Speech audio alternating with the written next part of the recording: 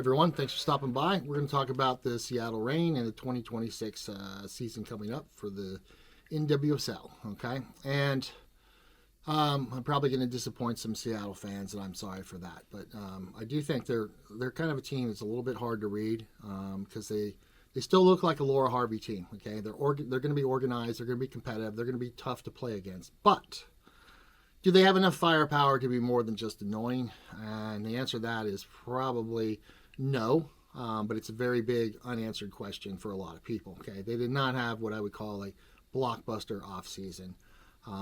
Sure, they brought some players in. They brought in Brittany Ratcliffe. They brought in Purcell, Osteen. They brought in Cedeno. But that's not a we're coming for the shield type of window. Okay, that's more of a study the roster, trust the structure, hope the attack comes together. Kind of off season, and you don't need huge turnover to make improvement. Okay, Laura Harvey gets the job done, so we'll see. Okay, but there's some other issues too, some important pieces that went out the door. Lauren Barnes retired. That's a big loss in my opinion. I think she's Seattle through and through. I think when you think of Seattle, you're thinking of players like her. Glass also retired. Latsko retired. They had several retirements, okay? But Lester's gone and a couple others. Anyway, some experience went out the door for sure. And it's a lot of leadership experience, too, in my opinion, because the longer someone's there doing more, they're just naturally becoming leaders around you. And that's also some depth leaving. So, that's not necessarily a bad thing all the time. So, but what are we counting on here with the Reign? What players can we count on? It's simple. They're counting on what their core was and continues to be. And that probably starts with Fishlock, okay? The emotional engine of this team. But how old are those legs? And I think she's still got some energy left in those legs, but how long, okay? You're counting on, James Turner to control your midfield maybe.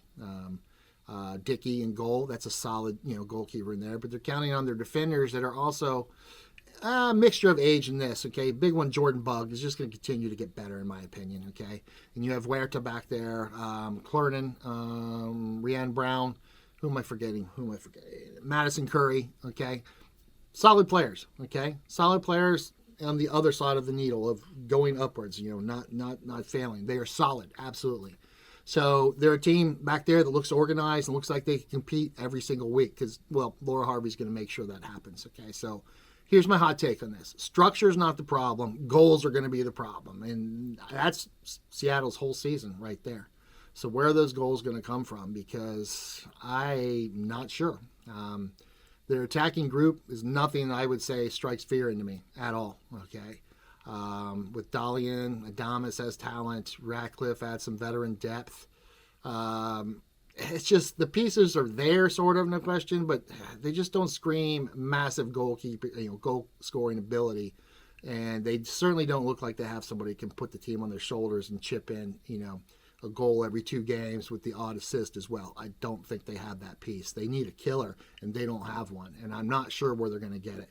Hell, they're probably working on something right now. And when this video comes out, I think the first game might be played. We'll see how the timing goes.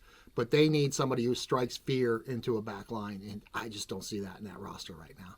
So, the player that would be there is on maternity leave, and that, of course, is Lynn Biandola, okay, and Dolo. And that's a massive absence. So she was there. That changes things, but I'm not sure when or if she'll be back in this calendar season. So it's a massive absence, like I said. So let me put it plainly.